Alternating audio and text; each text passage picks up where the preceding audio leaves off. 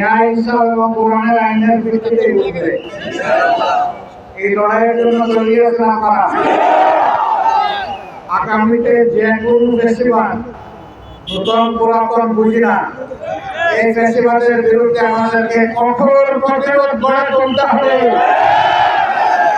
এই প্রতিরোধের জন্য দেশবাসীকে প্রস্তুত থাকতে হবে ইনশাআল্লাহ। বিশেষ করে যে যুবকরা মুক্তিকে রক্ত দিয়ে জীবন দিয়ে আমাদের কাছে বাংলাদেশকে আমানত রেখে নিয়েছে, আমরা সেই রক্তের সাথে কাউকে বেইমানি করতে দেব না ইনশাআল্লাহ। তাদের রক্তের পূর্ণ পবিত্র মূল্য আমরা পরিশোধ করতে চাই। আমরা চাই এই ধরনের রক্ত যেন এই জাতিকে বারবার দিতে না হয়। কাজে আগামী নির্বাচন সুষ্ঠু হওয়ার পর সেটা নির্ভর করবে। আমরা যেন তেন কোনো নির্বাচন চাই না।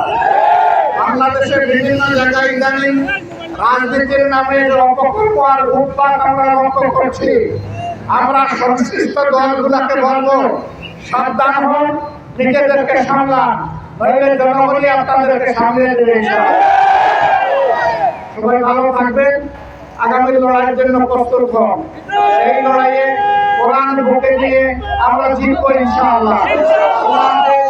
বাংলাদেশ জিন্দাবাদ, বাংলাদেশ জামাতে ইসলামী জিন্দাবাদ।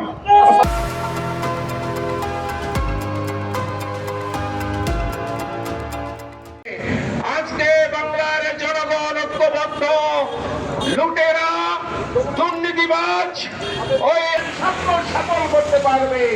আর এই স্বপ্ন সফলের নেতৃত্ব দেবে বাংলাদেশের জামাত ইসলামী। আর এই জামাত ইসলামীর পতাকা ধরে অল্প কিছুক্ষণের মধ্যে সম্মানিত জামাত আমাদের এই পথসভায় হাজির হবেন সংগ্রামী কুমিল্লাবাসী। আসসালামু আলাইকুম ওয়া রাহমাতুল্লাহ। আপনারা সবাই ভালো আছেন? আমরা আপনাদের সাথে আমির জামাতকে স্বাগত জানানোর জন্য এখানে উপস্থিত হয়েছি। তিনি ইতিমধ্যে আমাদের মাঝে চলে আসবেন।